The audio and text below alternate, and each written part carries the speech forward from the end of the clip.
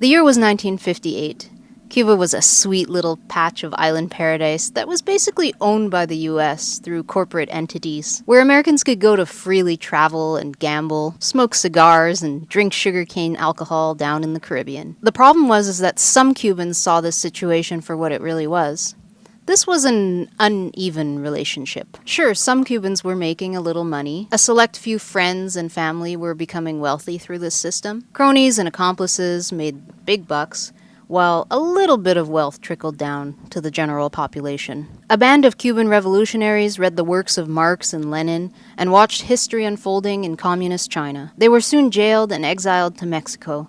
They eventually bought a small motorboat called the Grandma and returned to Cuba with the intention of ambushing the current Batista regime. They rocked and they rolled their way across the Gulf of Mexico. They landed in the mangroves in the middle of nowhere, and they began a slow march towards Havana. The people of Cuba supported this guerrilla effort. The guerrillas were interviewed along the way in the jungle by U.S. news stations. Workers and families in the Cuban mountains and countryside helped these soldiers, supplied them with food, shelter, and intel, until the time was right. And then on January 1st, 1959, Fidel Castro and his guerrillas marched into Havana and successfully scared off Batista. The Batista regime had murdered tens of thousands of workers and families in public executions, people who didn't pay up and hadn't submitted. Now Che Guevara and his fellow soldiers held similar public trials and executions. Some can view this as revenge. Others, like me, separated through time and history and space, can see that this was the unfortunate conclusion to dealing with war criminals who refused to leave the island. Is execution the best way to deal with murderers and even war criminals? I actually think no. I'm against the death penalty. But these things happened.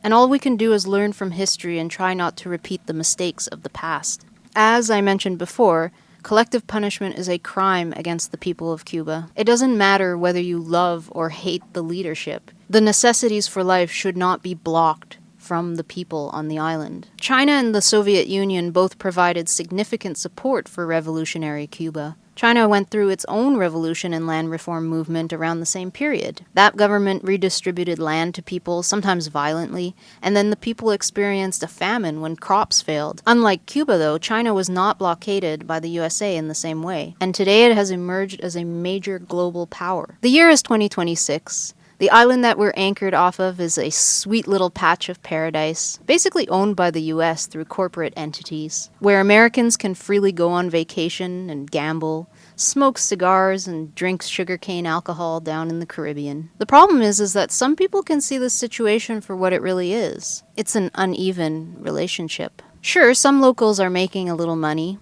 A select few friends and family have become wealthy through this system. Cronies and accomplices make the big bucks, while a little tiny bit of wealth trickles down into everyday society. Also in the year 2026, this environmental disaster of warming water and Sargasso seaweed is helping to collapse the dying empire in onto itself. The weed clogs up every orifice of this ocean-side paradise and makes anyone who has to spend even a couple moments around it gag from the nauseous smell and the gas it emits. We escape the weed by basically kedging our way out of the bay, because our engine can't even cut through this kind of seaweed properly. And after escaping the seaweed, we didn't turn on our engine for about another 48-hour passage. So here we are in real time. We've packed up the boat with a roughly $2,000 US worth of donations, Trail mix. food, worth of medicine, fishing items, other items. First we made 3 trips, and now honestly we've made a countless number of trips on foot to the grocery store, and we just keep on collecting items until our wallet is empty. Pack, unpack, pack, unpack. We're gonna unpack everything. Let everything kind of dry for a day. Although the U.S. has restricted trade with Cuba since the 1960s, it has been very recently, in the last days and weeks and months, that they have especially restricted energy from getting to the island. Just a reminder also that none of this has been a random calamity, a natural disaster. It has been completely on purpose. We have to lay out the food because it's shocked from coming from the grocery store. It's like super cold and it's going to be damp. We really didn't go for fresh fruits, for fresh veggies to bring there, because my understanding is that they're still able to be growing fruits and vegetables on the island. So we did our best to pack the heaviest, the dried goods, the heaviest things. Just to reiterate, we are sailing to Cuba to be in solidarity with the Cuban people, to say, like, nobody likes these kind of bullying tactics of restricting essential goods from getting to normal people. We woke up the day before our departure, and we thought that we would get trapped inside of this anchorage because of sargasso weed. But, of course, we managed to get out of it, and now we're on our way.